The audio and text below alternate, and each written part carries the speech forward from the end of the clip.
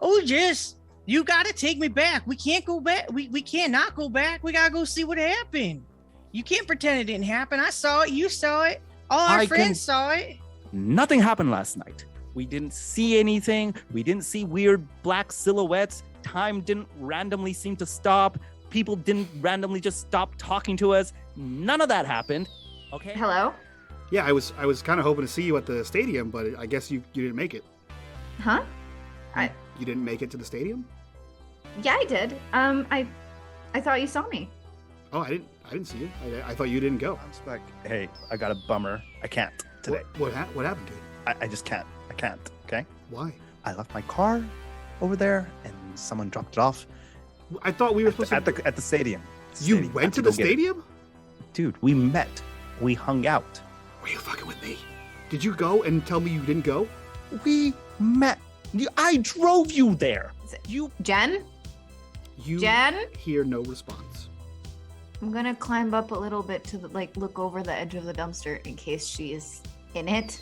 You climb up over the edge of this dumpster and you see 15, 20 metallic orbs that look shockingly similar to the one you saw last night. You begin to hear... No. Nope. Followed quickly by... No, not again. And as you stumble backwards, you kind of complete the fall from when you grabbed the orb, and you hit the ground hard, and dust piles around, and you kind of blink whatever stars in your eyes, and you are in the junkyard. Worst date ever.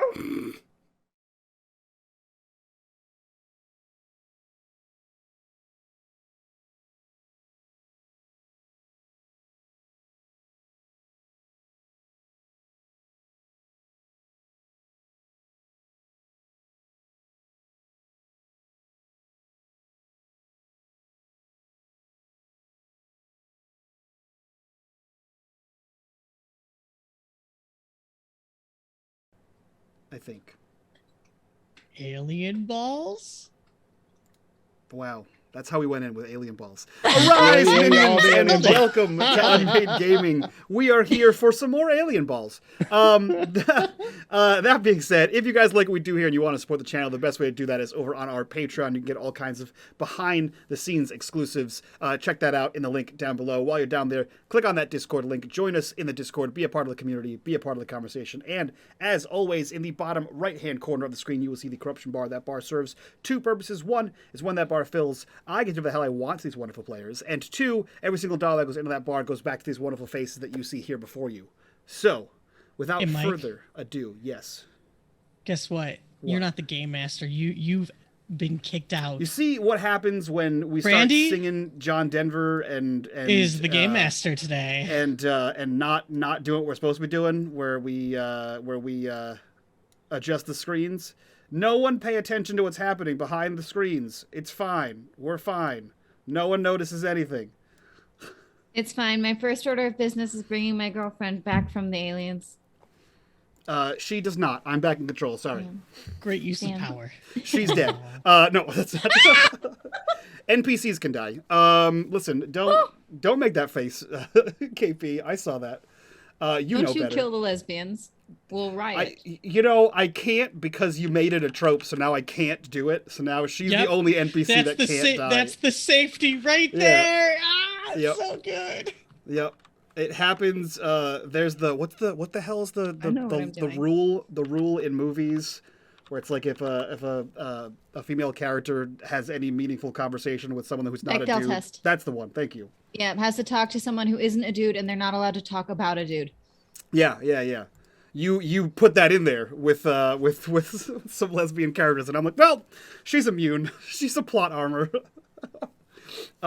Cool. Now that you guys got a peek behind the curtain of me being a terrible production. Crap! I was muted. I was going to say my mom's an immigrant, so there you go. We'll see. Did you just say we'll see? Yeah, you get one. You get one. Only one person has plot armor, and you I guys, took her. Yeah, I'm not. I can't save everybody. KP. What about a plot jello where things slow down a little They bit. slow down a little bit for her. Yeah, okay. We'll work that in there. Hot damn. We already have one corruption bar. Cool. All right, let's jump into Tales from the Loop. I'm prepared. You're prepared. Let's do this. We're going to shift gears from our last scene here in the salvage yard where one Alara was crying her pretty pastel eyes out. And we're going to head over to, I assume they're pastel. Everything's pink and red. It's got to be. Her eyes, they're just whited out. With the like eyeshadow. Alien. Please. Oh, I thought you just meant her actual eyes. I was like, am I an alien? Alien balls. Jesus. We're going to randomly just pop up throughout this entire thing now. We're going to cut over to the stadium. Not across town, but nearby, where Ojas, Colt, and Mac have all arrived on their bikes, I believe. Oh, and bike and skateboard. So you guys all pull up in your own ways to the stadium. There are no cars in the parking lot. There are no people in the stands. You see that the snack shack, as it is so artfully bubble letter painted, is closed. The front opening is boarded up. There are no tables. It looks completely abandoned for all intents and purposes. What are you guys doing as you pull up here? I don't know what I'm doing, but I know what my bike's doing, and it's making that noise and then squeaking around because it's goddamn useless piece of crap, and my freaking car is over here and just well, I thought it's not here anymore. It's back home because someone dropped it off and I got grounded. Well, you're not grounded. Yes. You just have to watch Colt. Same thing. Wow. As soon as we stop as close as we can on the sidewalk, Mac will flip up her skateboard and hold on to it and go on foot from there, looking around for any like weird objects or anything that she saw last night again. Okay. So you begin to snoop around. Colt, Ojas, what are you doing as well?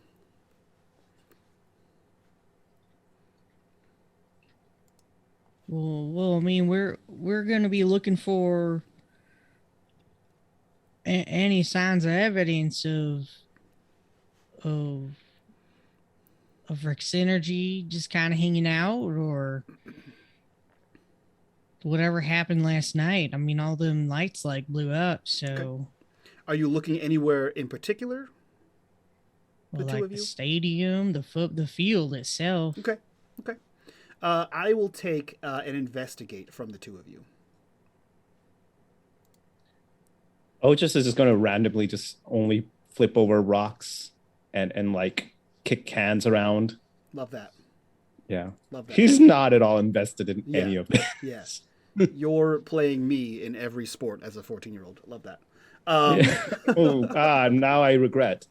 I don't want to be here. I'm picking grass. Okay. Colt, perhaps, unless you want to re-roll or spend some pride here. No. Okay.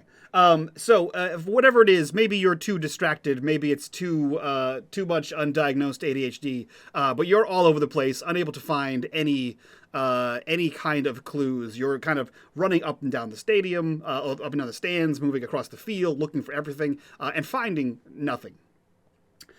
Meanwhile, Mac, slightly more methodical, I hope. You notice that none of the lights in the stadium are blown out. You recall them exploding. And you notice as you kind of walk around the field, the area, you assume it to be the area that you were. Everything's kind of a blur that night. But there is a circular, like, not indentation, but there's definitely a circular mark in the ground, roughly where you guys were standing and roughly where Ojas smacked whatever that object was out of the ground, or onto the ground rather. I'll kind of bend down and check it out a little bit more and be like, Colt, there's a mark here. I don't know. if you can tell anything about it. I think Colt like scrambles down like the stadium steps or something, and like just like makes his way over there really quick and like tries to see the area. Yeah, you see like roughly the size of a dinner plate. It just looks different than the dirt and earth around it. It's not like an indentation. There's no like bowl there. It just looks like a perfect circle that looks slightly different than the rest of the ground around it. Got touch it. Okay. As you touch it, you kind of press into the dirt, into like the sand around the stadium, and you feel like it's hard. Like it's your fingers sink into the dirt, and then it's hard, like as if you're pressing into like cement or like wood or something. What you got there, sport? Oh, he was gonna tell you. Colt looked yeah, startled. No, I love it. Like Colt like startles up because he was just about to look around to see if you were looking and paying attention, because he was definitely gonna dig up that area. Oh no! You can have it if you want. We can pull it No, back. it's great. Okay. Well, I mean, Mac found something under here, and he kind of like kicks his foot at it. As you kick your foot at it, like you kick some of the dirt away, there's something under there. Oh, I'll bend down and start digging it up. Sure. As you kind of like clear away the sand in that same shape, that same like perfect circular like dinner plate size, there is some kind of substance that is rock hard. It's not like a plate, so you can't like get your finger underneath it and kind of lift it up. It seems to go deep. It looks kind of like metal, but like when you touch it and like knock on it or whatever, it doesn't make the sounds metal would make.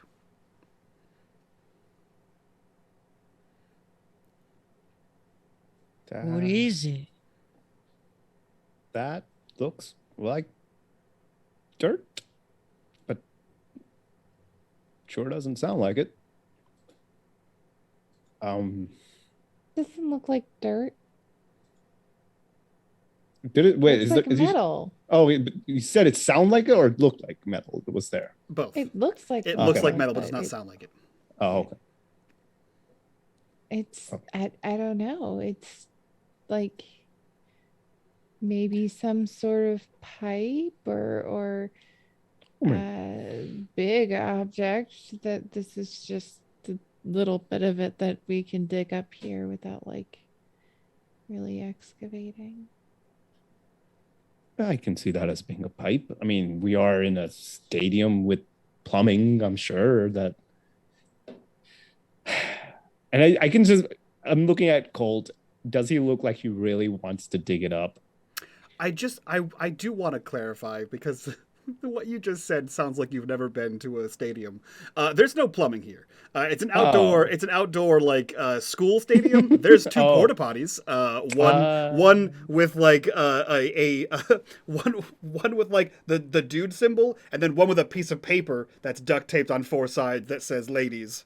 And that is it. Yeah, Colt is kind of like now on his hands and knees, and he's knocking like every couple of feet, trying to see if it makes like a pathway somewhere else. It does not. It doesn't go like as you like knock around maybe like a few feet in a circle. There's nothing. This seems to be this is the only spot, and if anything, it might go down because you can't get your fingers underneath it to like pick it up. But it doesn't go out from here anywhere. Question. Yes. Being the jock and this being a stadium. Yes. Would I know where the nearest like supply closet might be? That depends on what kind of supplies you're looking for.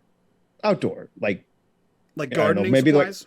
Like where so like the groundskeeper might have things. There's one here. You know that there's like a shed with like a slanted roof. But there's a chain lock on the door. I try entering this space somehow. Okay, you tell me how, and I'll tell you how you can roll for that.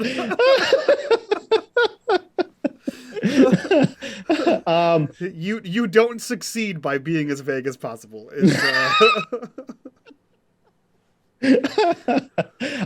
I would imagine. Okay, let me see.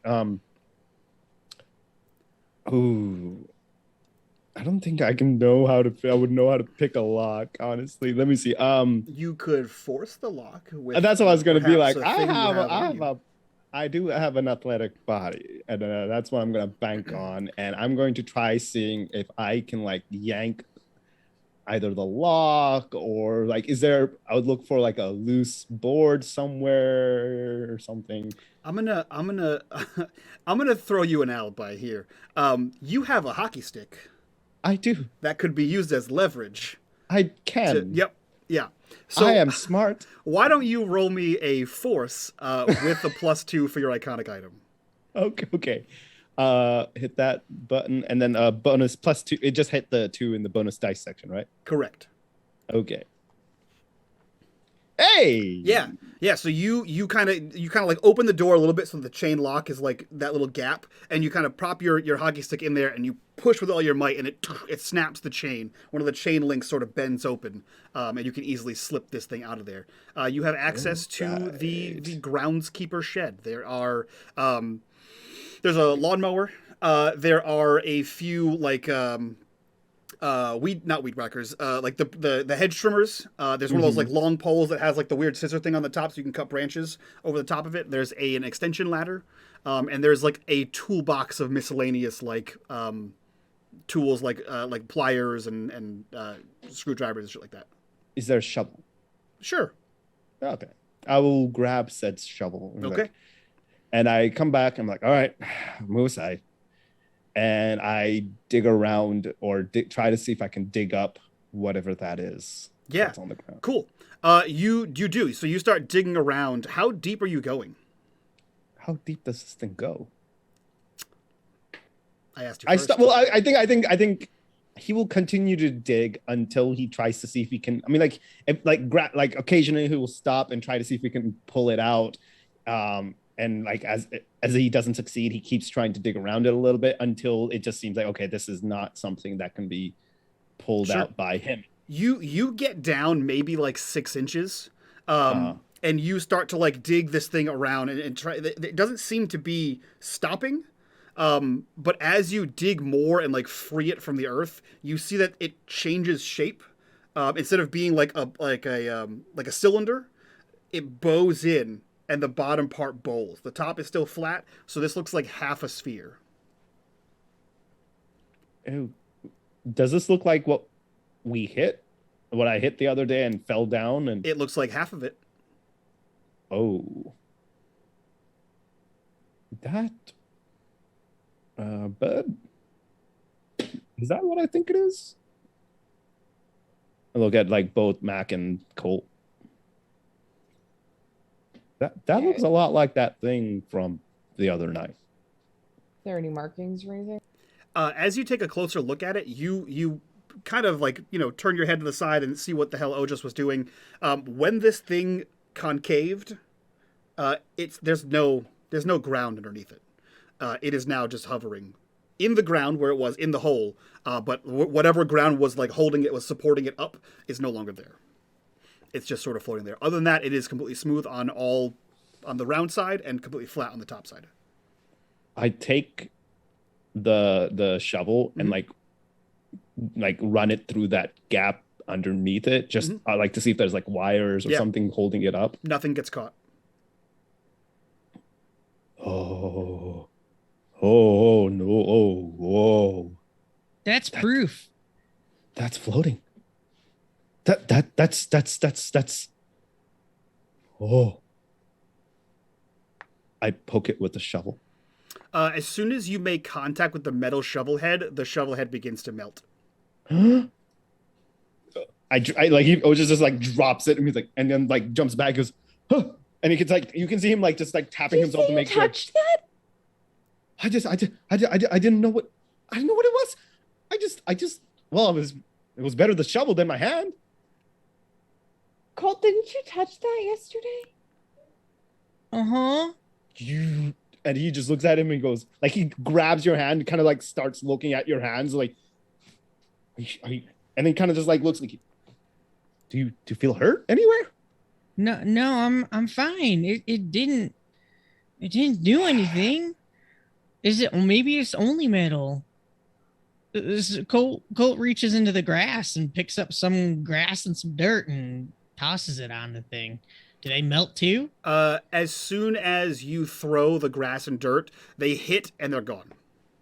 And as you look and you like follow, you track the grass and dirt you threw, where O just dropped the shovel, it is like clean as if like someone cut that part of it off.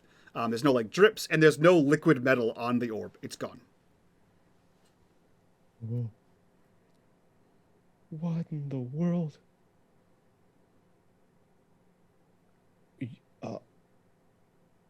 What did they say what this thing is supposed to do? They said it was something about being able to travel back in time. There's no. Are you? Did I just send that shovel to the dinosaurs? I mean, I get it's possible, I guess, if that's really what it was for. And you could just see like, just like his like, looking around to see if anything else. I'm like, isn't there something about like changing the past changes the future or some shit like that? Like, that's not necessarily true. You know, Brandy would know a lot about this. We should show Brandy. Alara. I was like, yes, Brandy would know a lot about this. Brandy too would know a lot about this. Jesus. Nice tie-in though. You mean bubblegum pink? Yeah, Wow. cherry. You're wearing all pink. All right. Listen, you get your girlfriend saved, but now we get to call you fun names. So, I mean, That's you fine, know, I love it. pick your battles. I would really love the joke to be that absolutely nobody but Otis, like, or nobody but Colt calls her Cherry. Maybe everybody else just says, I don't know, Pinkie Pie, whatever they want. I love it. Just colors. I think it's cute. I think it's just because he doesn't really know you yet, and he's just is like, Fair. that girl that wears a lot of pink. Branding. Yeah. Oh man. So, what do we do with it? I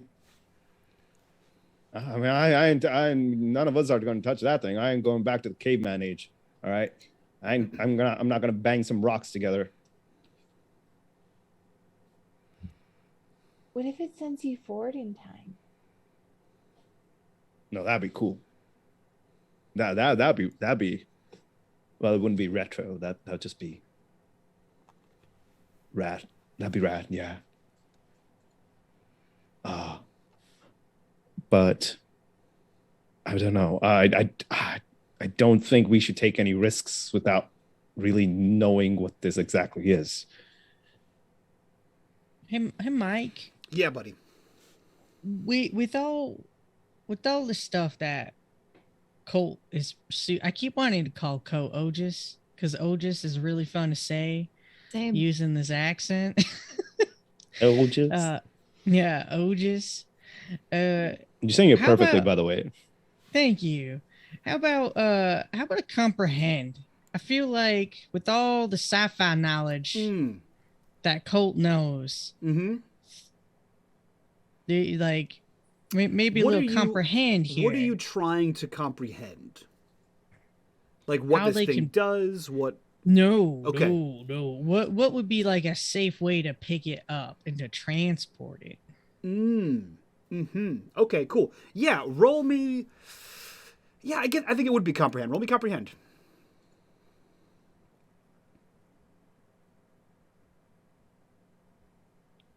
Okay. With all of the sci-fi stuff you read, look into, research, etc., you have two schools of thought on this. Either because it is hovering, it is levitating in some capacity, and just a little bit of upward force, it should still float at that same distance. Or this is an immovable object, and no amount of force will make it lift up. There's only one way to figure that out. Or it's an unstoppable force. It does. It means an unstoppable force. With a second comprehend, you get a +1 forward. So your second dice, when using this information, you get a +1 on that roll. And I'll say Great. if you give that information to somebody else, they can use that +1. Okay. I think Colt's just gonna go ahead and pick up the rest of the shovel then. Mm-hmm. And that first inkling is that, well, if it's hovering, maybe there's some sort of like magnetrine thing and it's floating around on the, on the magnetic waves and all that fun stuff. So he's gonna take it and go under that crevice and lift up carefully. Okay. And as you do, you apply that pressure and the thing floats. There's no weight in your hands except for the weight of the shovel, or 90% of the shovel. You're a genius. I just Nice watch work, a lot of bud. Star Trek. Is that what it is? Yeah. They did this once, I think. I don't know. I don't watch Star Trek. Whoa. I'm assuming they did. It's got to be in the history of this. Okay, so now we know how to make this move. We got to get it back. Where can we take it? Matt, can we go to your place? Can't bring it to ours. Well, I mean, we possibly could, but my dad would ask a lot of questions. And Yeah, I don't think. I live above a record store, so there's always people around. But hey, there was that abandoned bus in the in the recycling center. Do you think that? I don't think that anybody touches that. Yeah, I mean that you go there for your little workshops, right, bud? Mm-hmm. Yeah, Tommy Vernon not gonna ask any questions. All right, We'll then. also have a lot of supplies to do experiments and work with it. Experiments. I mean, we don't. What happens? We get just launched somewhere. I mean, do we really want to be messing around with this?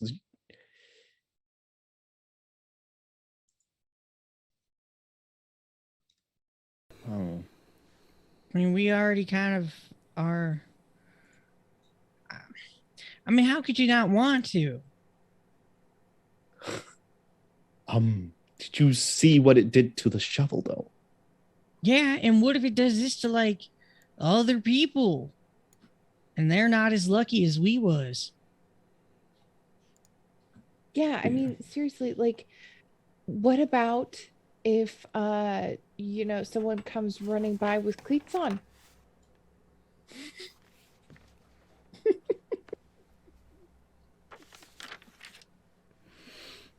Their foot could be just gone. That's valid. That's valid. That's why you should never exercise. It's not healthy. It's dangerous. We're killing it. It's just like... I didn't even. That was such a beautiful thought, though. Like my brain would never like go that way. It's just like that is actually true. Oh, But the innocence of youth. Oh boy, that was great. Oh, that would be tragic. All right. Well, what do we do first? Let's move this thing. And he kind of just, I look at us and I look at the bicycle. We're all riding. I mean, how are we going to carry that? I feel like, Mac, you're probably, I don't know, with your skateboard, you have your hands free. I mean, I can ride my bike without my hands too, but that might be a little bit precarious. I grab a rope out of one of my deep pockets in the flannel that I got from my dad, and I pull out a bit of a piece of rope that it's not like a super thick rope, but it's just long enough, and it's looped so that I can hook it around the truck of my skateboard, and like I put it over my shoulder, and I kind of go up to Colt and be like, okay, well, I'll take that. Colt carefully hands the stick over to you. Do we have question? I feel like maybe Otis actually might already know this, considering, or maybe not actually. But like, I feel like Otis looks at it and goes, "We probably shouldn't go into like the middle of town with this. We probably need to find a back route to get to there. It would be kind of weird seeing a bunch of kids on skateboard and bicycles riding around with a floaty thingy." I mean, we don't have to go that far. It's not that bad. It's fine. Nobody pays attention to me anyways. We're paying attention to you now. Yeah, it's a little uncomfortable, actually. Oh, did you? I can look away if you want. Thanks. Oh, just actually turns around and looks away. Better? Yeah, like when I can feel people's eyes on me, it's... Anyways, I'll be really careful and walk with this, and hopefully nobody will look at me.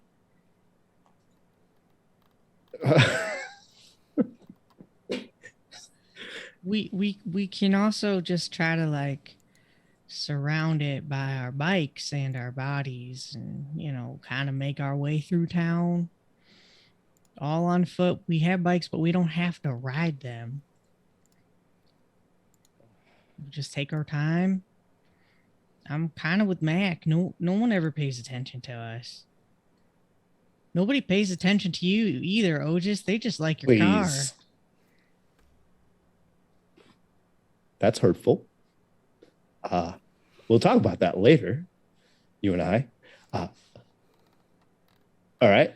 And you can just see him like slightly deflated, and it's like doesn't know what to say to that, and then just kind of he goes, "Freaking little child," and then walks off.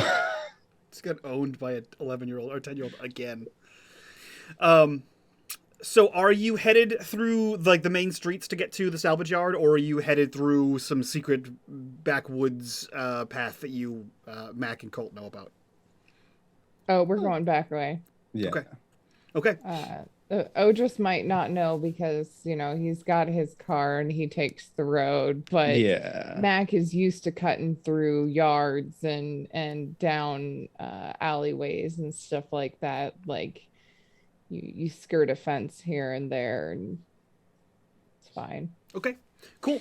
So you guys begin to cut through the back way. I assume much to Ogis's chagrin as he is walking through the woods with branches and nature, and it's a horrible time for him. Corruption bar time. Mac, as you pull the skateboard, I assume you're pulling it, right? That's what the string was for? Oh, I've got it kind of around. I'm kind of carrying it like a satchel over my. Oh, okay. And the thing's floating on top of that, or are you just holding the stick? I'm holding the stick. Perfect. Even better. Thankfully, so as you make your way through the woods towards the salvage yard, you feel like a slight vibration through the handle of this shovel, or most of a shovel. But it's not just like a constant vibration. It's like it comes and goes, right? It's like bup, bup, bup, bup, bup. It doesn't seem like any kind of rhythmic pattern. Like it's not music. It's not like 1 2 1 2. It just seems to like come and go, come and go, come and go for like a good 30 seconds. You feel it before you start to like really register like this is happening. It almost feels like a conversation. the way it's like pause, pause.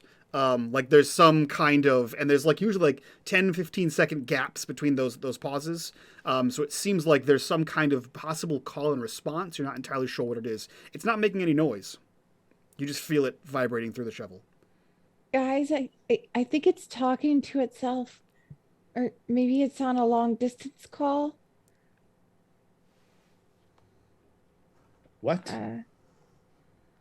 I don't know. It's like the thing is vibrating and it's like it's having a conversation. Does it hurt? No, I mean, it kind of tickles a little bit in my hand, but you know, it's not. I don't know. It's doing something. I can whack it with my stick again. Maybe that tells it to shut up. No, we don't want it to shut up. We want to know what it's doing. We need to find Alara. She said she knows all about aliens. Okay, well, probably best to take this someplace where she would, or they would be there. Sorry. You're popular. Do you know where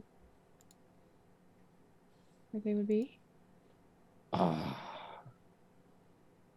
mean, I guess wherever the popular kids hang out, which would be the burger joint, usually. You know? I wasn't popular, man. I have no fucking clue, all right? I have no clue where popular kids hang out. You tell me. Did Otis just say the F word? Did I? Or was that you, KP? Oh, that was you know what? I feel like in the moment he probably let it slip. As you guys argue about the conversation this orb is having with or without itself, you notice that in the dead center of the flat side, there is it starts as like a small thing in the center. It's like a lightish pink glow that slowly begins to widen and spread. And as it finishes, it is the shape of a hand. Oh, just whacks at it immediately. You whack it and it falls off of the shovel and slowly descends to the ground and sits there about 6 inches above, just like it was on the shovel. Oh! Drop it, move away. Shovel head? The shovel head? Yeah, so he whacked it with his hockey stick. It slides off off of the shovel and just slowly descends. You're still holding the shovel. The shovel's fine. It stopped vibrating, though. Oh, I thought you said a hand appeared. The hand appears on the orb. I whacked the hand, not the orb. Sorry, maybe that was a bad description on my part. On the orb, there is a handprint. It is glowing pink. Oh, it's a print. Print. Yeah. You said a hand is coming. Sorry, I meant handprint. The shape of a hand. The shape Different of a thing. hand. Different thing. Okay. Jesus. This was like the thing from Adam's Family is Yes. here. What? No, then I don't. I just stare. I'm like, oh, what is it? What is it doing? So something I've kept moving. In fact, as it started glowing and stuff, I started moving a little bit faster. Mm-hmm. And I finally just stop and I'm like, is something, hello, is somebody trying to come out? Don't stop trying to talk to it. You don't know what it is. Well, obviously it talks. It communicates with something or someone. Do you want it? You don't know what it is. Do you want it? You can just move and Keep moving. The vibration continues. However, as you're asking it questions, Mac, it vibrates while you're talking. So it's your best guess is it seems like it's not conversating with you. Whatever this conversation is happening with or without your input. Yeah. Okay, so it's not talking to me. It's talking to somebody else. Maybe it doesn't want to talk to us. Good. Let's try to keep it that way. Oh, Boy, we shouldn't have dug this thing up. Yeah, we should have someone try to cover it up. Literally. Good. We don't know what it is. We don't know what it does. All right, we already dug it up. Let's just take this as quickly as we can. I'll keep an eye on it. I'll whack it if it does anything stupid. Okay. All right. Tries to get uppity. It's gonna get a thwack. You continue walking through the woods. The vibration continues. It comes in it's like sometimes it's quick and fast. Sometimes it's like it slows down. Sometimes it's like a 30, 45 second break in between. And then all at once it sort of says it vibrates like bump bump bump and stops. And that's the last vibration it makes as you make your way through the woods, eventually getting to a chain link fence to be surrounding the salvage yard. Think it's dead, maybe? Or Well, at least one the less thing to worry transition about. Ended? Is the handprint still there? As you're looking at it, and as Mac brings your attention to the fact that it might be dead, the handprint slowly starts to fade, and it starts to almost not iris, but it starts to fade back in towards the center.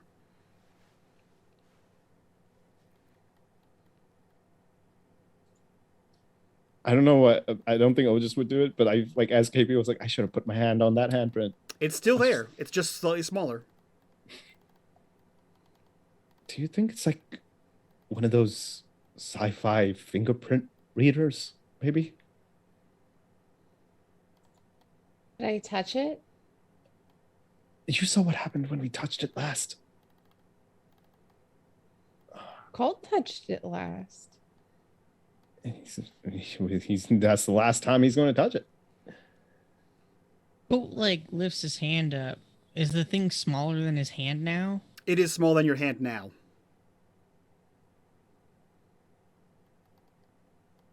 Should I touch it?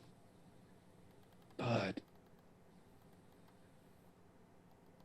I feel like at this point it's like one of those moments where he's close enough that I can just be like, don't do it, don't do it, and then he just goes pop. But it's up to you. As in you touch it? Oh no! This is something it's like when you have a younger brother or younger sibling, and they're about to touch something they're not supposed to touch, and they know they're not supposed to touch it, but they're threatening you to touch it. Like, I'm gonna touch it. I'm gonna. And you're like, don't do it. Don't you freaking dare! And then they just do it anyways. But it's like a light. I barely did it. Yeah. Oh. For sure. Yeah. For sure. Okay, now I get it. Yeah. Yeah. No. Colt's gonna touch it because he touched it before, and I mean, how else do you learn if you don't put the fork in the socket? So that's my philosophy. That explains so much. As you touch this, the rest of you see Colt sort of bristle and go rigid. His hand touches it. His eyes roll back in his head, and he goes very rigid. Colt, you don't see any of that. You don't feel any of that. In fact, you see nothing. You see complete and utter darkness. You can hear a weird echo coming from your 2 o'clock. And as you hear it, it sounds like like a moving sound, like a moving back and forth. And as you kind of turn to that area, you see a girl you've never seen before, frantically running back and forth. She has shock blue hair. And then you see who is clearly Alara, panicked and looking around. You can hear them communicating, they're talking, but everything sounds like you're hearing it from underwater. So everything's kind of marbly. It looks like they're talking to each other, but for some reason, neither one of them can see each other. And then you see the blue-haired girl put her hands on Alara's shoulders And then you see Alara turn around and grab the blue-haired girl by the waist and yank her as hard as she can. And then Alara disappears, and the blue-haired girl looks very confused. Go ahead. He just yelled her name.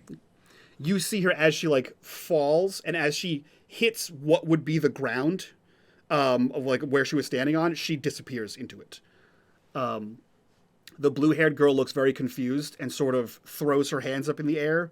You can hear her saying something, but it's sort of like, again, warbly. And then she turns and takes a step forward, and she disappears into smoke.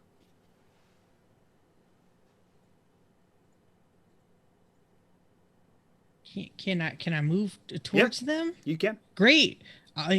Colt's running. Yeah. As you run, about 30 seconds goes by. It doesn't seem like you're getting anywhere because there's just black everywhere. You see that same scene start up again as you run. Alara, can you hear me? There is no response as you run towards it. The scene continues to play out. Alara falls. The girl disappears. 30 seconds goes by. Boop. It comes up again. Meanwhile, we're trying to wake him. Yeah. If you're, what are you guys doing when you see him? I'm trying to yank him away. Like I'm grabbing Colt by the waist and just like, come on, trying to just like. Okay. So you grab him by the waist. Mac, what do you do? I try to move the half orb away from him. Okay. Do you touch the half orb? No, I still have it on the stick. Yep. He just reached out and touched it, so I'm going to try to move the orb on the stick away from him. Cool. So Ojas, you grab him by the waist. Mac, you move the shovel, and we will come right back to you guys. Colt, what are you doing in there? You're still running? Yeah, Colt's trying to get to Alara. Okay. But how many times has this thing played out now? So this is the third time it's played out, and every time it plays out, it feels like it's that much closer to you, even though you don't seem to be getting anywhere. It's like running in place, right? The only thing that feels like it is every time it starts like 10 feet closer to you. Okay. Colt will keep moving in that direction, but he's not moving nearly as fast now. Okay. Kind of getting the sense that it's maybe like not necessarily a wasted effort, but not a best use of his efforts. He is going to take a moment though to look around. Are there any other people, any other things? As you run towards this thing, you're probably like at this point you're like 10 feet from this scene as it's playing out. The words kind of make a little bit more sense. Alara and whoever this girl is, they seem confused and lost, and they're trying to help each other out. But it seems like neither one of them can see each other. Like they can't see each other, despite the fact that you can see both of them. And as you sort of look around, this time when Alara falls and the girl turns, she looks at you for a second, and you see her eyes go wide, and then she disappears into smoke. And about 10 feet beyond that, there is a... You're into sci-fi. There's a table. It's like a table that has like two X's on either side of the legs, and wheels on the bottom, and like a pillow on the top, like a mattress almost. For those of you who aren't 10-year-old, it's a gurney. It's just sitting there. And I think Colt's gonna shout out again for Alara and just like keep trying to get through to her. If the other girl is able to kind of notice him, and move over towards the direction of the gurney, if the scene starts up again, he'll try to interact. The scene does not start up again. And as you start moving towards the gurney, it's like you're walking at normal speed. There's none of that like weird slow down thing. But right as you get to the gurney, you feel this like pull right behind like your belly button, right? Like that weird like roller coaster kind of flip, as you are yanked backwards. And as you get pulled backwards, it feels like you're getting pulled like from your spine, like you're getting pulled backwards, but you feel like you're on your back, kind of like you're you're moving, like your head's getting pulled and not your back is getting pulled, and you see white spots above you that are blindingly bright, and it's like white spot black, white spot black, white spot black, kind of like Morse code, but just like dot dot dot dot dot. And you are yanked out of whatever this is. Otis, you grabbed him around the waist, pulled onto him, and you both tumble backwards. As Mac, you kind of spin that shovel out of the way. The orb stays on it with you. It was maybe 10 seconds since Colt touched the top of that thing. Oh, just immediately okay, oh god, and then he like goes and turns him over and kind of starts like looking like, are you okay? Are you okay? And this. Yeah, just I'm fine, but I think Alara's in trouble, and someone else. And none of that registers with him, and he just kind of just like, you just see him like hold like go down for a second, and then look up and he goes, "Don't you ever do that again. Don't. Wait, I just saw Alara. She was actually on the way here. That's right. What are you talking about, Alara? We saw her. Yeah, I saw her in this thing. It was all black, but I saw her. She's trying to get to her friend, and then they just vanish. I say we chuck this thing far away. We just leave it. This. No. We gotta put it somewhere safe. We can't let other people touch this thing. Give it to the police. What are the police gonna do? I don't know. They do in all the movies. They're probably involved in this because they're all part of Rick's energy. I start to move through the hole in the fence to get into the junkyard. While this is happening, like she turns to Quilty. You don't know what it was like. You were just froze up. Your eyes went white. You look like you just fainted completely. And no matter how much I yelled, you wouldn't respond. Can you please just the next time you do something, think about, just think about us too, all right? I'm responsible for you. And as much as I love you, you do that one thing again or do something like that again, I'm gonna smack you upside that head. I ain't gonna stop. All right? Don't scare me like that. I'm sorry. Apology accepted. But come on, let's go. And then he just kind of gives him like a big hug, like one of those "I'm so goddamn relieved you're okay" sort of a hug. Okay. We cut to Mac sort of going through the fence, and the camera sort of pans through the salvage yard. Alara, where are you, and what are you doing? Right. So, just to recap, we left off with me crying and screaming hysterically, and then saying worst date ever. Correct. It is probably time dilation's fun. It has probably been maybe 5 to 10 minutes since you fell on your ass outside of the weird darkness. Are there any of those orbs left like around me? Like, did they fly away? All of them? Or all of them flew away. So all you have is like is a no like evidence. a 10-foot dumpster that is empty. Wonderful. It's great. We love a complete lack of evidence. I am still crying my eyes out because what the fuck just happened to me, and also I lost Jennifer. And I like wasn't able to pull her out, and this has been a lot. It's been a very intense 10 minutes.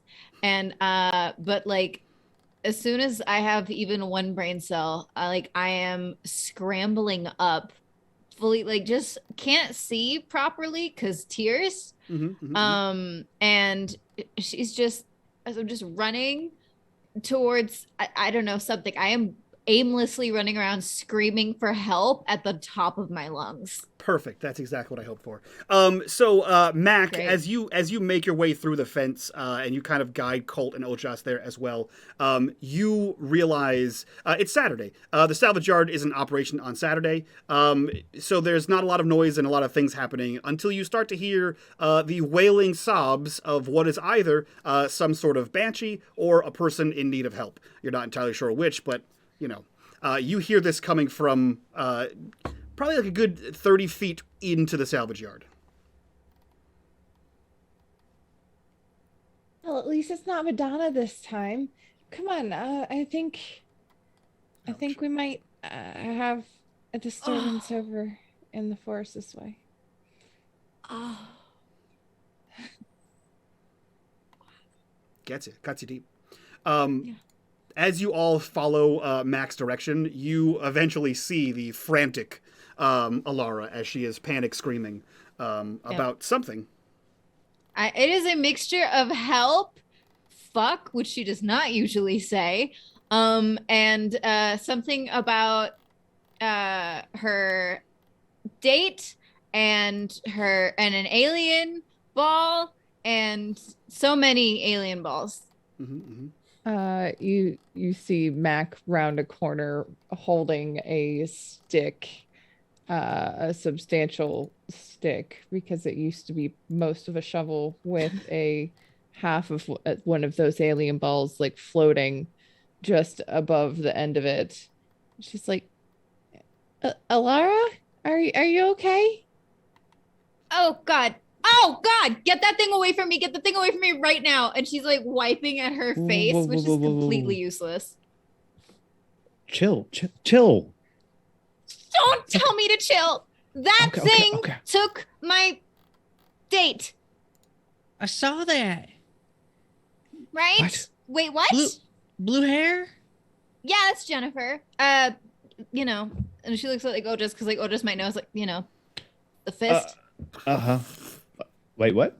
She's a punk at school. Her Oh, name okay. is Jennifer yeah. the Fist Towel. Oh, yeah, so yeah, like yeah. the fist. She's like, yeah. Oh, blue.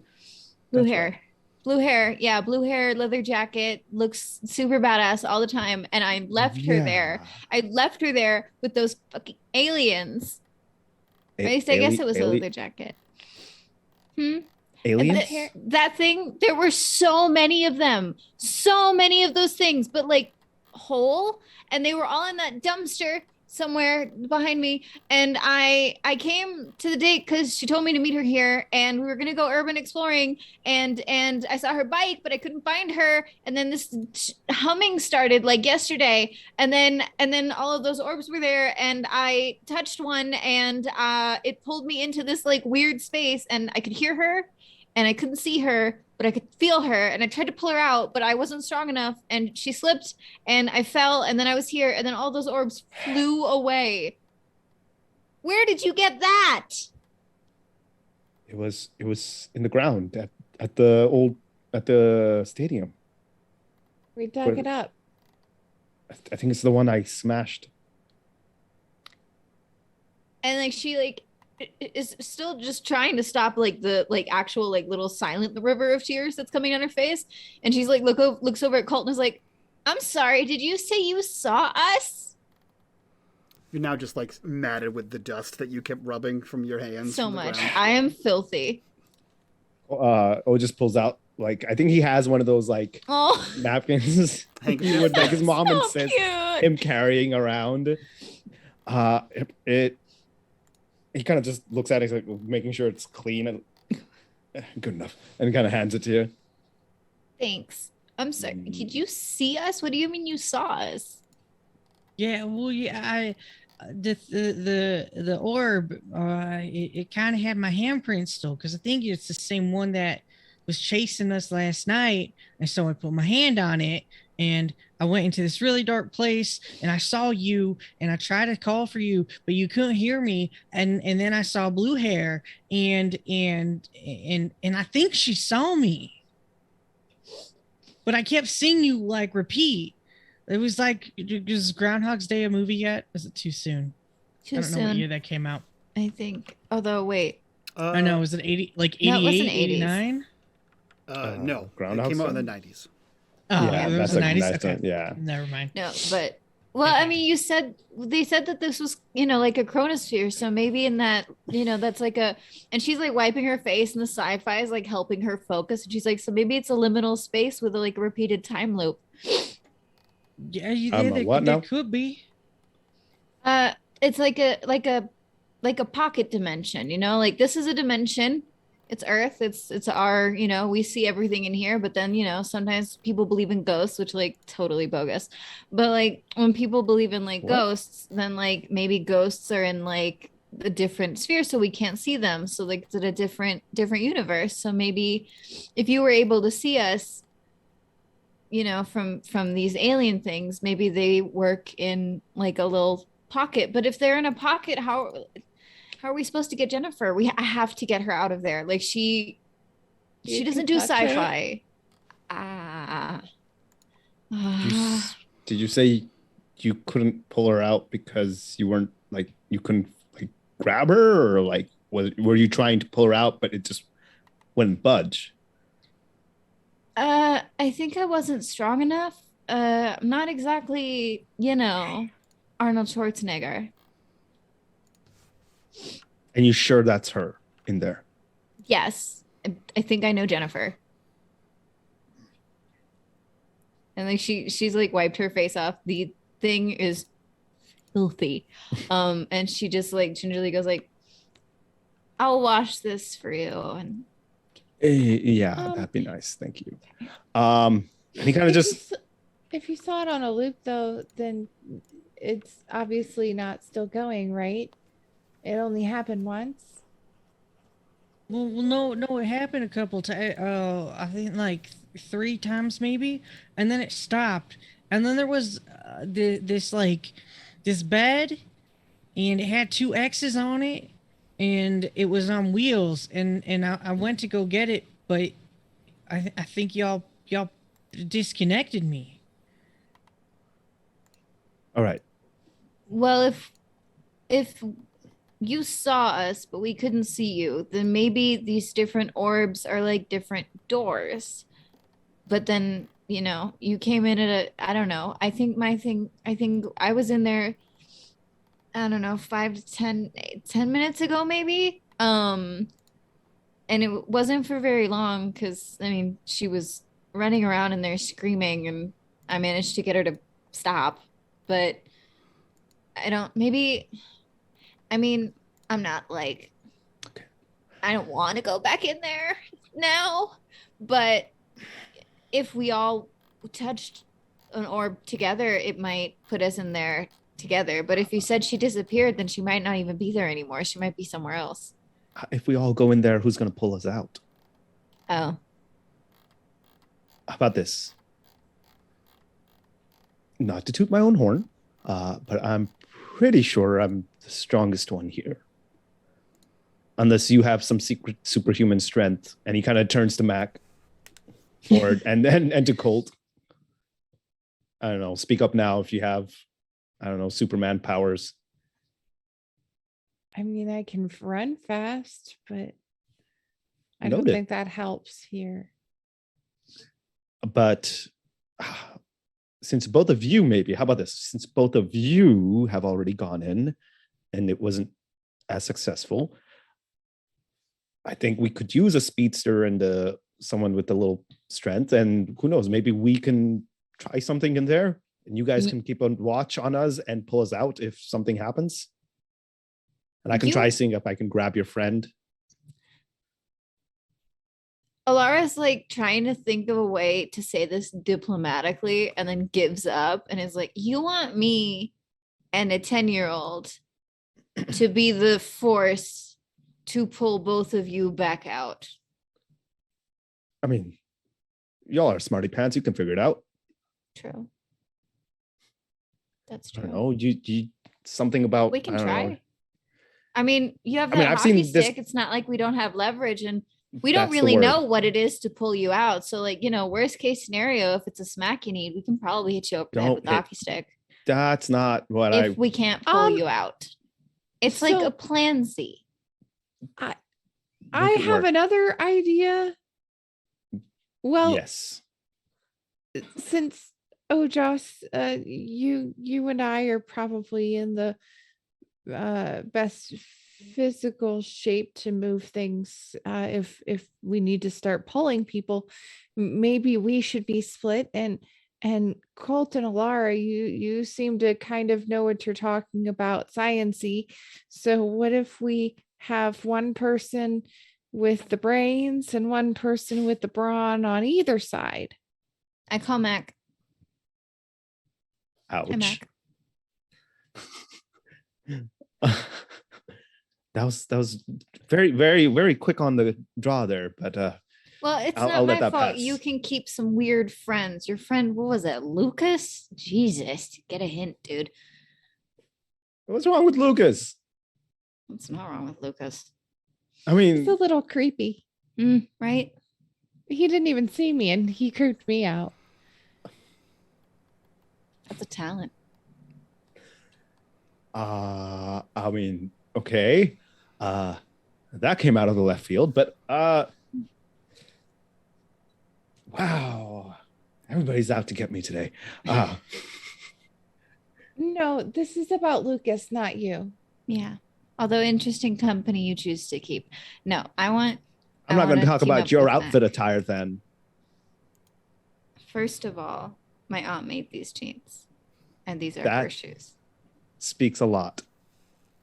I don't own jeans, thank you very much, but I was told that I was going urban exploring for a date today, which I did not go on, so back off. All right. Well, seems like we both are at an impasse or at a, equal, what's the word? And kind of turns to Colt. As this exchange is going on, Mhm. Colt's like, okay, now the older kids are talking about stuff that is so irrelevant. Colt is so concerned about this that like he knows he just said sorry. Like he apologized sincerely about having touched the thing before. So now he's gonna grab hold of Ojas's wrist and touch the thing again. Oh, wait. As in you're going to put my hand on it or your hand on it? No, he's holding on to you like maybe it's a connection and you will come with him. Perfect. I love this for you guys. So, Mac, Yes. you've seen this before. Alara, this is new. Both Colt and Ojas mid-conversation, stops, stands up very straight, is very like rigid, like he just got tased, and his eyes roll back in his head. Colt I think it's casually, like, you know what? I don't like your, and then just boop, whites of his eyes. Colt, on the other hand, casually places his hand on the thing, probably catches like the corner of Mac's eye, boop, and then eyes back to the head. Interesting. Cool. I love where this is going. Ojas, you are plunged into abject darkness. There is no one around you. You are solo. In choice and color. And that's how that conversation is supposed that's to where go. you blurt out into the darkness. Perfect. As you yell choice and color, it sort of echoes and reverberates in the nothingness. And you see that you're in this same kind of weird liminal black space, right? Nothing's around you. Everything is the same color as the ground. And then you start to see this like, it's like, you ever see the projector from a movie, how it like kind of like spreads out a little bit if you're looking at it? You see that kind of weird, like sparkly movement in a light coming from, maybe good 30 feet in front of you. And you're just like, did I just die? What just, And he's just like looking, I was like, he sees that light. He goes, don't walk to the light, man. Don't do it. Don't.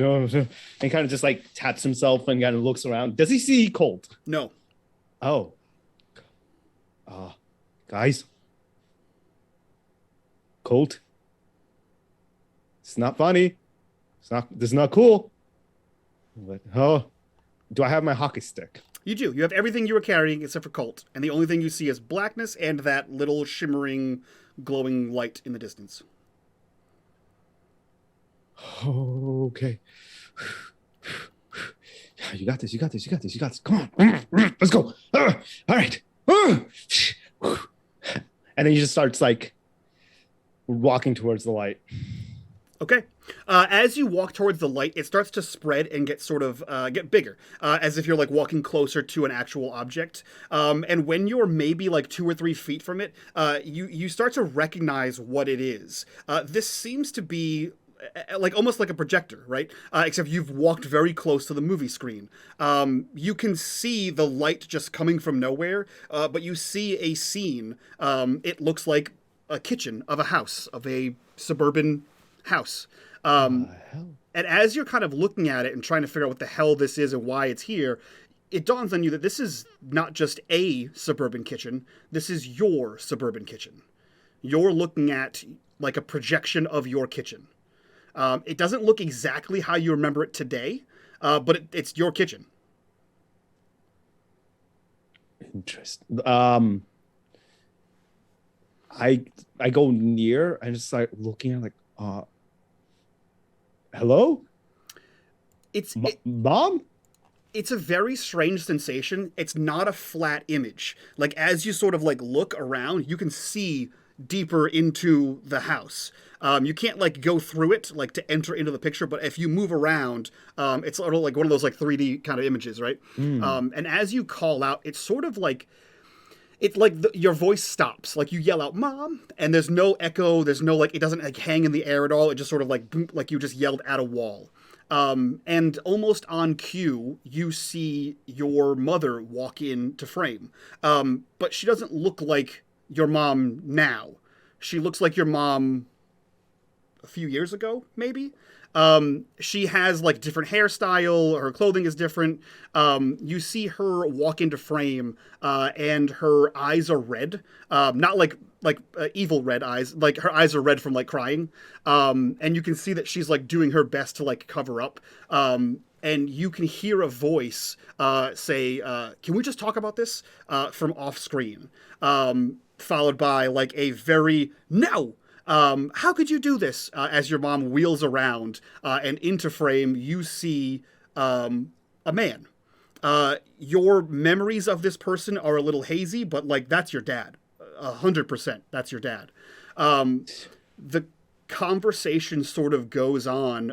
They're fighting about something. This is not a fight you saw or heard. Perhaps you were, I don't know, at a neighbor's house or something like that. But it goes back and forth.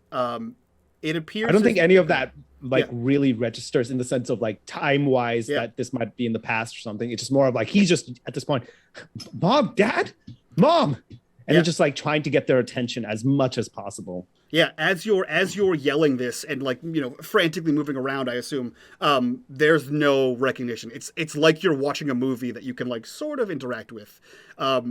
Their discussion becomes quite heated, and it appears as though hard truth time, perhaps, if this is to be believed, Ojas. Your dad didn't leave for immigration issues. This fight is about your dad and another woman. They are discussing this in very heated tones. A lot of, "How could you do this? You're tearing our family apart. We just adopted Colt." All of this kind of thing happening. Eventually, your mother kicks him out. And this light camera sort of follows him as he walks out of the door. It slams behind him, and you see him walk to his car, take his car, and leave. But he doesn't head anywhere. He doesn't head like anywhere where you would imagine him to head. He heads to like an abandoned parking lot. Like it's just a lot. And you see him like sitting at the wheel. He just like sighs heavily several times. And he gets out of the car, this like panel wagon, and you see him walk up to a blue van that says, let me see here, what does it say? It says, hold on, lost my note. It says New England Positronics on the side of it. And the door, the front door is open, like the driver's side door is open, and you see someone in there who is in a suit, and he's just sitting there with like one leg on the ground, one leg inside the actual like cab of the truck. He looks to him and says, "Is it done?" And he responds back, looking like very sullen. Yeah, it's over. They won't suspect anything.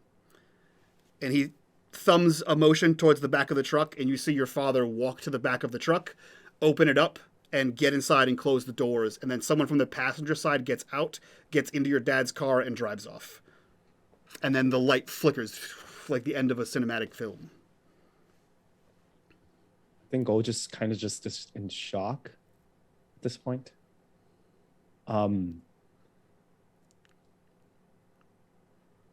There would be a moment where he probably was starting to cry. Mm-hmm. He goes, no, don't. Like when he was walking, I was like, don't walk out that door. Don't. No. This isn't real. I gotta get out. And he kind of just like looks around. Is there any sort of like anything else around? You are in just complete darkness. He just starts yelling like, Colt, come on, you're here, right? You're here. And as we hear Colt, we transition to another liminal space of darkness. Colt, you are laying flat on your back. Similar sensation to when you got pulled out of this previously. You can hear, although it sounds very far away, Colt. It sort of echoes and rings, followed by, stay with me. No, grab that. We're not going to lose this kid. And as your eyes flicker to life, like flicker open rather, you see that same white nothing, and you realize that it is lights. There are lights above you as you are being pushed on your back somewhere. But everything has that, like, as if you've been swimming underwater in a chlorinated pool with your eyes open. Everything's sort of like blurry, and there's like a little bit of astigmatism on everything that sort of glows bright. And you hear these voices hurried around you. You hear like 50 cc's of blah, blah, blah, blah, blah, some medical terminology. You hear a lot of what happened. You hear a frantic woman's voice saying, I don't know, he was fine. And then all of a sudden, and it gets sort of cut off by a swinging double door as the woman is left behind. It appears as though someone or several someones are operating on you. You can't move, but you can feel everything. You can feel an entire operation happening on you. You can feel the incision. You can feel being stitched up. You can hear these, like, medical terminology being thrown around. You can hear, like, of, like, a saw. And you see as someone brings something over, it seems to be, like, what we would know as a tablet, except it is probably like a 1.5 feet by 1 foot, and has big handles on it. And they slide this thing over and begin to like scan, like you see it, and they begin to scan your body. And the last thing you hear in this space is, it's completely fused. It's latched on. There's no way we can remove that. If we take it off, the kid will die. We'll have to monitor him. And then boop, boop, boop, boop. And as soon as it like gets past your toes, you're left in a room where you are on a bed and you just see one of those big circular operating lights above you. There are no people in here. What are you doing? After having gone through that, there's probably like tears, right? Because what the fuck? And I think for a while, Colt just lays there. And tries to gain his voice. Mm-hmm. And it's just kind of like, Otis.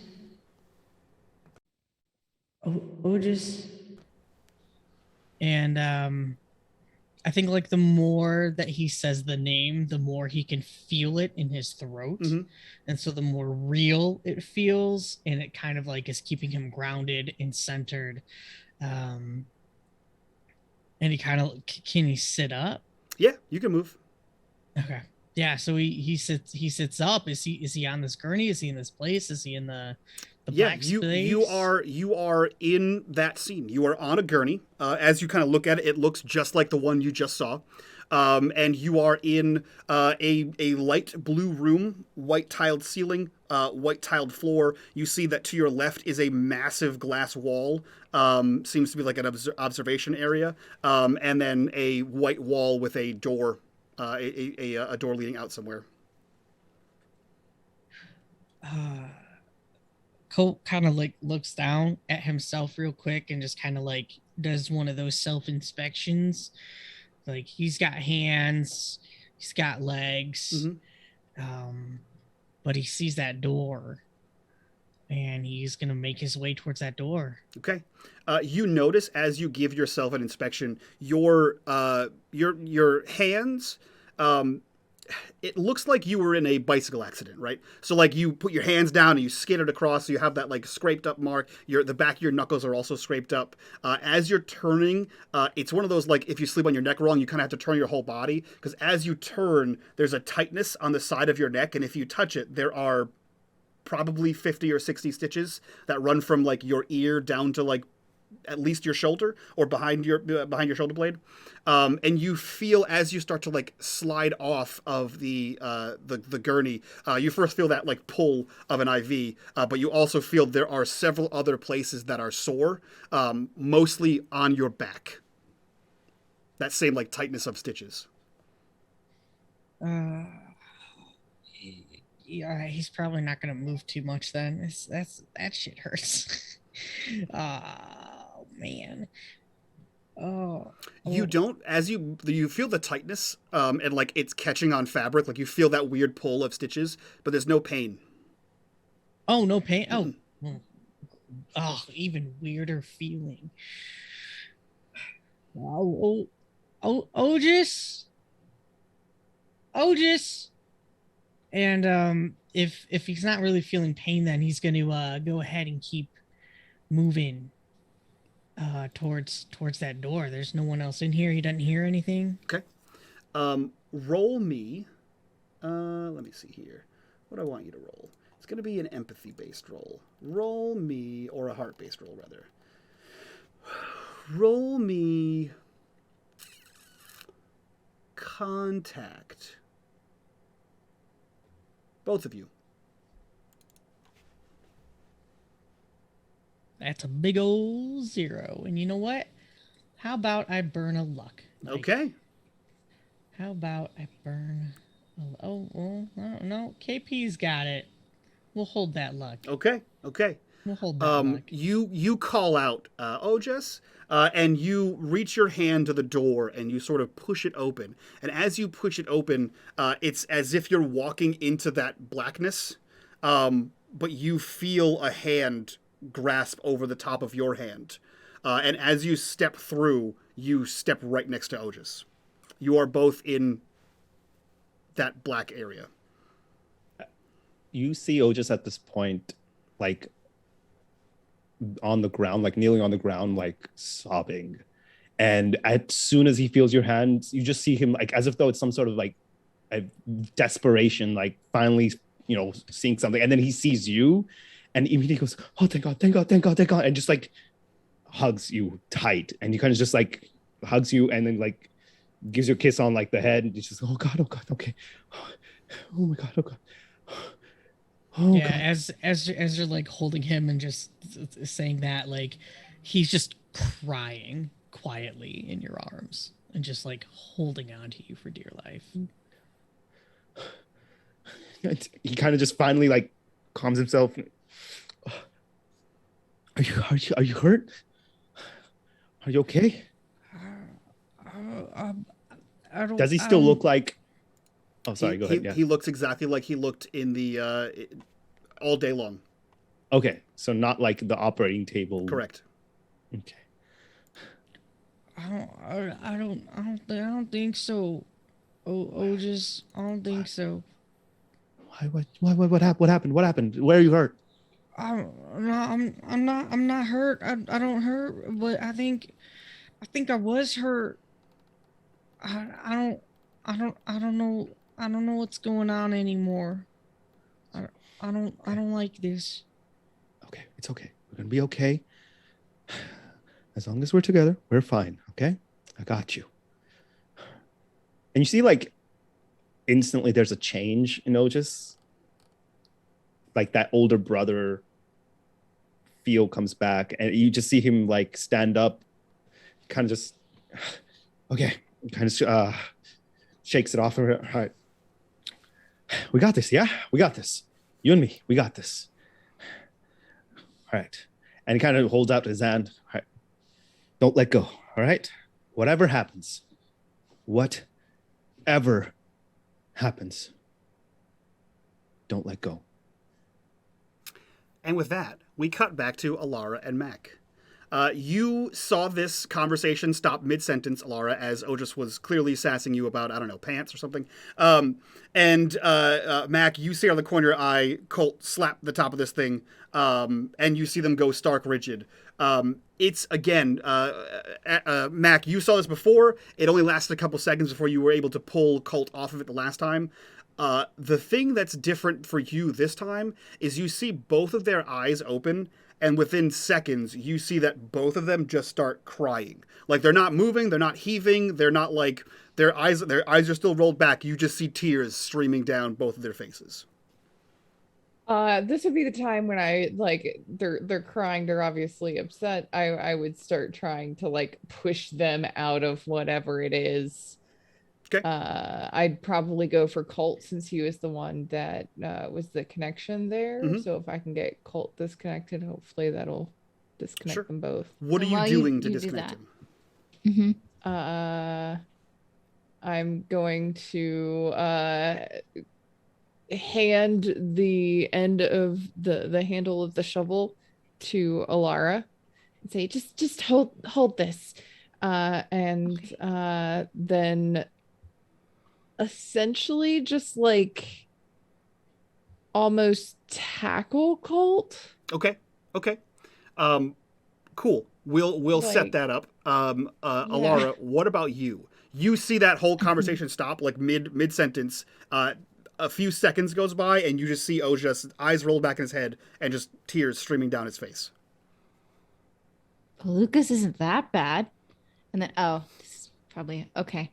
And then I get the stick given to me, which is because if I remember correctly, stick is attached to alien ball. I am holding it with one hand, not happy about it, but I understand. And the other hand is just on Ojas. It's not hard enough to be like a slap, but it's just like it's enough to be like, hey, wake up, wake up. So while you're pulling, I'm like mom smacking. If that makes sense. I love that. Mac, you tackle Colt to the ground, and he is grabbing onto Otis's wrist. So as Alara is slapping, softly slapping Otis in the face, he gets yanked down with your tackle, as if they're like fused together. And you kind of land in a pile on top of Colt, and you see that their arms are still connected, and Colt and Otis, you wake up. Your face is a little sore, Otis, but like it's not bad. And Colt, you have a Mac on top of you. Thank gosh that worked. Okay. I quickly scramble up. Sorry, that was just the best way I could figure to do that. Somebody take this from me right now before I eat it. Oh, right. Okay. And I will grab it. So I'm assuming you didn't see what I saw. Oh, Otis, you're muted. I turn around. I'm just like, are we back? Are we back? This is real, right? You're real? Yeah, we're real. Isn't that what Dream Us would say? Mac. Don't psych me out, man. Even And then through, he like, sees the tears, there's a ore. little chuckle from Colt. And he kind of looks at Yeah. Colt and he's like, and kind of just does like a once over to see he's okay, and then kind of checks himself, and he's okay. And then he turns to Alara. He's like, "Give me that." That what? You have the you had the hockey stick, right? Oh yeah, no, I have shovel, the the sho- no, the shovel I gave I to have Mac. the shovel. Yeah, but you have the Yeah. hockey stick, right? Yes, I did. Uh, give me that, please. All right. And you see, like, just like grab it, stare at it for a second, and he's gonna start beating the shit out of that thing. Ah! He's gonna. That's what Otis is Yep. going And to do. Alara launches herself like Spider Monkey onto his back and is like, "Stop it! We only have one of those." Yeah, oh, just stop. What if the fist is in there? No. That is an abomination. That should not exist. I don't care. That is a danger. I don't.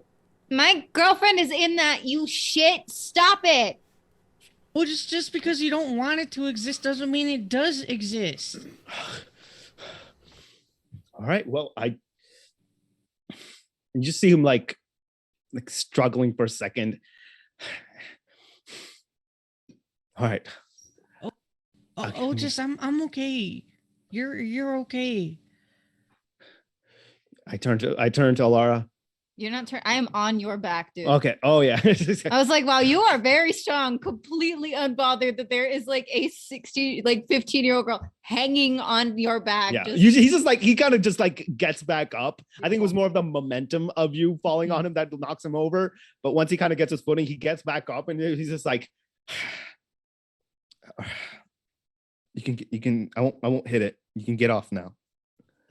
She like jumps off. There's like a good like half foot where she just like lands on like the ground. She's a very small person. And she just goes like, "Am I gonna have to take your hockey stick, or like are you gonna be a Neanderthal the whole time, or are you gonna calm down?" As soon as we get your girlfriend out of there, that's going into the trash heap in pieces. Deal. I don't know about you, Colt, but I didn't see her in there. She's not in there, at least from what we saw. I didn't see her either. Yeah. Well, maybe like I said, maybe they're like doors, but maybe they're not like, maybe they're doors that change. Maybe So they're not doors. Maybe they're more like radio frequencies, and we're just on the wrong one. that's a way better analogy. Yes, they might be like radio frequencies. They might even operating on frequencies, which gives us more to work with if we can figure out how to work this thing. Radio He was frequencies trying that to shows the communicate. past. Well, if it shows time, the past isn't really a real thing. So like, and she just like is just like pulling him from her side, but she's like, well, technically there's theories that time don't. as a concept is just like soup, you know? And we're here, but that doesn't mean that the past is behind It's us just called necessarily. time soup. Yeah. Basically, it's all around us, which means that, like, you know, how Colt saw me and Jennifer, you know, talking over and over and over, you know, that was real. Colt saw it and his experience was real, even though, of course, for us, time wouldn't go in a loop. But if you saw the past, then, you know, maybe it's not that you saw something like a window, but like you were really there, and it's just that it picked a moment out of the big primordial soup and showed it to you. I don't think that was a very random pick. It's too specific.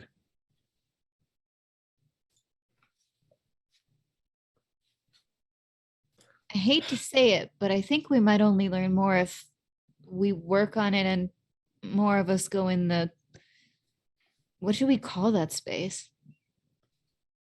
The soup pot? We're gonna have to go in the soup pot. I'm not touching that donut again. Well, I went in it and I didn't see anything bad. So maybe Jennifer and I are connected. Maybe. Did you? Oh, said- were you guys together? Did that work? It sent us to different places. Oh. Well, what'd you see? I'm not going to talk about it. And he kind of just turns around and walks out. Oh, no, he doesn't. Sorry, I'm going to bring that back. He goes, Nothing. I didn't. Nothing important.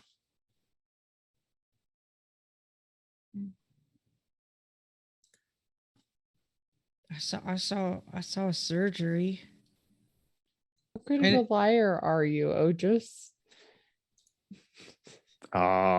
Wait. What would it? I don't know. Are you trying to investigate? Am I gonna need to roll this? I don't mind. We could do a roll off. Mac, what are you trying to find out about Ojus?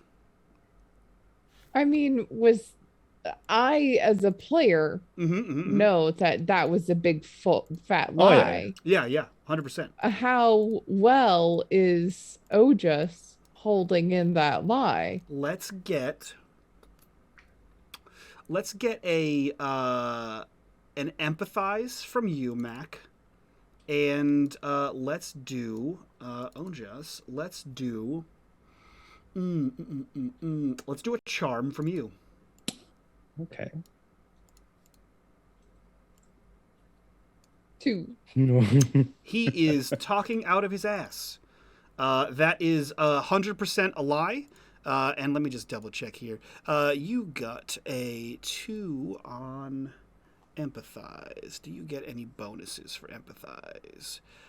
You do. Okay, cool. So, on a success, you get to ask 2 questions. With each additional success, you get to ask 1 more question. So, you get to ask questions that either KP can answer about the character or that I can answer for KP.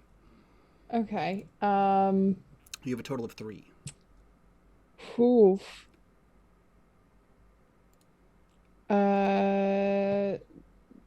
Does it seem like Ojus is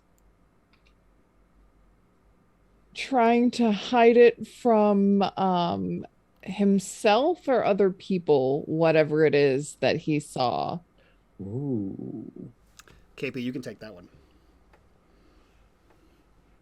I think he's definitely trying to force it into a denial, force it into a this was not real. Whatever he saw was not real. And basically he's trying to convince himself almost. Okay. He doesn't want to talk about it, but at the same time, he doesn't want to admit to it, or not admit, but like admit that that was an actual thing that had happened. That this thing was trying to mess with him, sort of a situation. Does his body language give off the feeling that prying would end up being like prompting an outburst, or does it kind of seem like he might be susceptible to like a bit of a push to talk about it? Ooh, I don't think I even know that yet. That's a good question. I don't know. You could try to find out. Okay. All right. I think he just, it does seem like he's like, he actually like turned away from you. He's like avoiding eye contact. He's just not like, but he definitely looks disturbed, but like not like willing to talk about it almost. Does he look I've got one more question, right? Okay, does he look scared of what he saw? Not scared. I mean, scared of the item itself, because I think he would probably be more scared that because of like almost losing Colt, it felt like. I think he just looks very like in denial and also confused a little bit. I don't think he looks scared per se. In that sense. So yeah, Mac will kind of eye you a little bit and be like, well, I mean, if we're gonna go back in there to get out Jennifer, we should, know what we're up against. Ojus?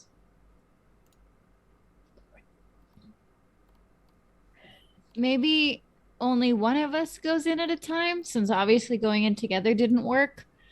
And then, if we learn something, we learn something, and when we're not actively going in, then we'll, gather some, I don't know, research, try and hang around.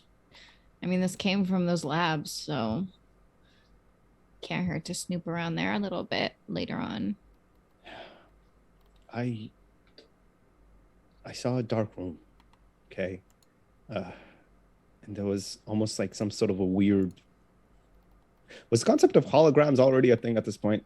I would Yes. imagine. Yes, okay. Yeah, and we're in a weird 80s, so there's some extra sci-fi here. But yeah, Okay. for sure. All right. So it's like he's like some weird hologram thing, and it showed, I don't know, maybe some sort of, I guess, alternate reality sort of a thing, or something. It basically showed something to mess with you and kind of mess with you emotionally. I don't know. And yeah, that was pretty much it. I didn't like what I saw. Okay. It didn't hurt me physically. I mean, you could have tried, I guess. Give it a once over if it did, but I mean, I don't have a mental hockey stick, so I wasn't expecting that. And yeah, you can see him getting uncomfortable talking about it, because as he's talking more about it, it just seems like, oh, it hurt my feelings, sort of a thing. He's like, it's stupid. It's nothing. Yeah, that's all I saw. Okay, it's not a big deal. Just because it didn't injure you didn't mean that it doesn't hurt. It didn't hurt me. It's fine. It's stupid. It really was. Don't worry about it. Mac actually puts out a hand and kind of pats your shoulder gently and says, "Hey, it's okay. You said it was the past anyways, right?" Mate, I hope not. And that's all he kind of says. Well, But yeah, you should be fine. And thanks. I'm fine, really. I'm fine. cool. What about you? What'd you see? You said something about a doctor's office?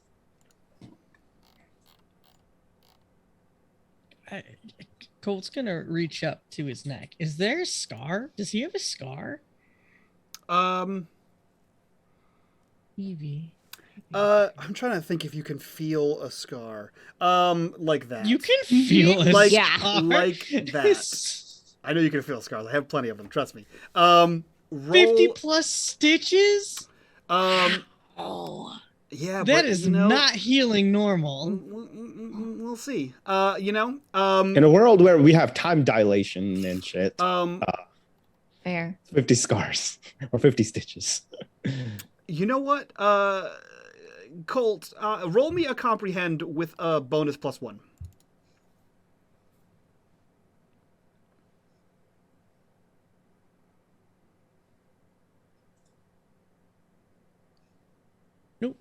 No. Okay. Yeah, you run your hand along like your ear and neck where you felt it before, and like down towards your spine. As far as you can tell, there doesn't appear to be anything. Oh, I mean, I know we're talking a lot about stuff being in the past, but I don't have a scar, so I haven't been hurt like that. It was real bad. I messed up on my hands and in my arms and everything. Quick question. Yes. How was Otis introduced to Colt? Like, I know Colt and I knew of each other prior to, and like our family took care of Colt even before he kind of joined our family. Mm-hmm. But now, I mean, maybe this is something we can have a conversation later about, but you guys tell me. It's your characters. How are you guys introduced? I'm curious now. This is new information to me too. I was always under the assumption that they were just kind of like close in the neighborhood. Yeah. I And feel he like one meant day, that like way. his mom kind of brought him home, and like his mom, as in our mom brought you home, and he's like, kind of just introduced me as he's your new brother now, and that's it. That's all it was. It was a simple, oh, that was easy, kind of a thing. I don't know, but I don't know if like any other information. I'm is fine there. with that. There, okay, never mind then. Yeah, and so like when he hears Colt mentioning all this, he's like, "Yeah, no, that's you're fine. You were fine. You came home. You were a healthy kid. I remember you. I mean, you were a little peaky, a little scrawny, but you know, but that's it. I mean." Yeah, that thing, whatever it's showing is not real. I don't think it's real. He's trying to mess with us. Does kind of seem like it's trying to mess with us. It felt really real, I mean, but it's not, or at least what we saw weren't. I'm okay, and you're okay, but we don't know about your girlfriend, Alara.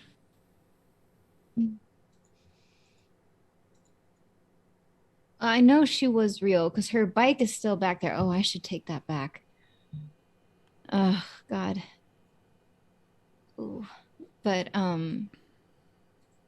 well, I guess we're just gonna have to keep experimenting with this thing. I mean, I guess I can't ask you guys to keep experimenting with this thing, you know, just to help me get her out. If I have to do it by myself, I'll do it by myself. No, we're gonna help you. You are a very brave kid. She like pets him on the head. Feel like this is kind of my fault. I touched the thing. And, No, Mm. no, and then no, all no, this happened, and no. Seriously. And she like laughs, and it's a little watery, but she's like, Jen reached into a tub of those alien tech balls. This is not your fault. Whoever made those balls, it's their fault. And whoever put them out in public, and the people that brought them to a game with kids and with like, I mean, with us, like it's their fault. This isn't your fault. Yeah. Max shouts, "Hey, aliens! Stop ruining kids' lives with your balls." And from there, we transition to our epilogue. We transition through the town. Jesus.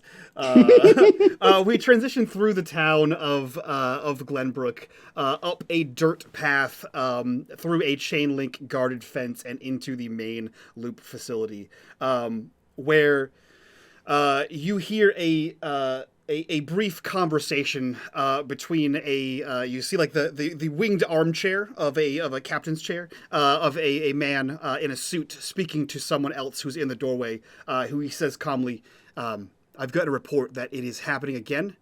Please, I need you to go to service archives. I need the Fisher report from our California shuttle launch site, and I also need the Kea files. Please go grab those immediately." And you see the other person say, "Yes, sir, no problem. Is it as bad as last time?" And you see the hand sort of reach out and pick up a cane and stand and say, "I think it could be worse." And he begins to walk towards the door. And that is where we end tonight's episode of Unhallowed. Spicy lore drops. Cool Michael. beans. We're going to be getting the hell out of here after we do our outros. We're going to do our after show. We're going to talk about what the hell just happened. So if you guys want to see that, go join us over on Patreon. Link for that down below. The after show might be up tonight. Definitely up tomorrow. So check that out. While you're down there, join us in the Discord. Be a part of the community. Be a part of the conversation. But before that, let's go around and introduce these fine people here. We will start with Brandy. Who are you? Where can we find you? What are you up to? Hey everybody, I'm Brandy Rose. You can find me on Twitter at the Brandy Rose. I am a podcast and talk show producer and host, as well as TTRPG actual play producer and performer, and also game designer, writer, and game design consultant. Amongst all the other hats that I wear, you can also find me on Twitch playing dating sims, usually queer ones, on cutestpatoot.twitch or twitch.tv/cutestpatoot. That's how that goes. Either way, I'm Cutest Patoot there, and also on Itch, where I design games. I have 2 games coming out in the next 2 weeks that I'm super excited about. They are huge because I have no self-control. I'm also a voice actor. You can catch me in a lot of things that I can't talk about yet. But most importantly, what I'm really excited to mention is that I just signed on with Roll App to produce a new talk show that we are super, super excited about called Fuck Around and Find Out. There will be more updates on that and all the other projects that I do always on my Twitter, which is at the Brandy Rose. What a good name. Love that. We'll jump over to Gnome. Who are you? Where can we find you? What are you up to? Yo, what's up? My name is Gnome. You can find me on Twitch, Twitter, Instagram, and TikTok at NoMedic. I do TTRPG things and TTRPG spaces. I'm here every Tuesday and Thursday doing fucked up sci-fi stuff. Thursdays, you can also find me during the day over on Fae Forge Academy channel doing psychedelic fucked up stuff in the Feywild. And then on Fridays, you can catch me over on Friends Who Roll Dice doing more sci-fi fucked up shit, playing Hyperlight Drifter. So yeah, and then once that's done, I'm gonna be over on Critical Misses playing some Star Trek, fucking some shit up. Wow. In space. Wow. So it's not stopping. We're just gonna keep rolling. Hell freaking yes. I love that for you. Yeah. We're gonna go right over to KP. Who are you? Where can we find you? What are you up to? Oh boy. Hello everyone. My name is KP, and I do a lot of things. You can catch me as KP11 Studios on Twitter, on Instagram. I do photography. I do cosplay / portrait photography as my primary thing. I also get to play amazing games like this one with amazing people like these folks here every Tuesday. Come here. Thanks for joining us today on Glenbrook Unhallowed. Every Thursday, I'm back again on the same channel with these amazing folk again, except for Brandy. Sorry, Brandy. But we are joined by Dot, who is our DM for our Void game, where we go into space and do similar shenanigans, but in space, and deal with a lot of messed up emotional crap in space. And yeah, there you go. So lots of space.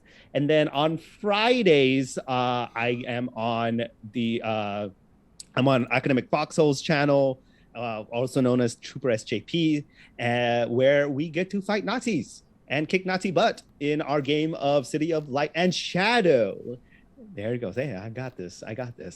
I'm on top of my game today. We're a bunch of resistance fighters in Nazi-occupied France back in the 1940s during World War II, and there's a lot of espionage, a lot of fun spy shit. No space though, unfortunately. But sans that, everything else is fantastic. So you should join us there. And that's it for now. You can catch me on anything else that I'm doing on my Twitter. If I do one shots, I do a bunch of other things. I've written some stuff as well, but not as talented as Brandy over there because she's just amazing. Shush. But yeah. And any other things I can stick my finger into and see what happens. I saw that face. Don't do that. I'm gonna let that happen. You do you, buddy. Aris, who are you? Where can we find you? And what are you up to? Wow. Follow that. So many things. First off, KP, stop comparing yourself to people. You're great. Everybody's amazing. Second off, stop Great. sticking your You're finger in great. things. But that's how I find out if I can do it or not. And most of the Look, time I can. I am completely an advocate of sticking your finger in places as long as you have consent. Hi, I'm Eris Savat, pronouns are she, her. You can find me here Tuesday and Thursdays. You can also find me on Fateforged Academy on Thursdays. You can also find me on Gnome's channel talking shit in the mornings. You can also find the things that I make. Yes, I make things too at erisavad.com. I got a flash sale coming up on Thursday, and I actually set it up, and I even scheduled a post for it. So keep an eye out. Wow. Yeah. I have to add a tag in here for your website, Aris, because per our conversation 2 weeks ago, it's now my favorite thought that's been floating around in my head for 2 weeks. Guys, everyone go over to arisavad.com and get yourself an ass hat. And that's all I really care about right now. So do that. Get Take yourself us that holiday I present. also have these cute ass kitten hats. Yeah. You Love can it. get a happy cat hat, or you can get an ass hat. Go to arisavad.com, send us selfies in your ass hat.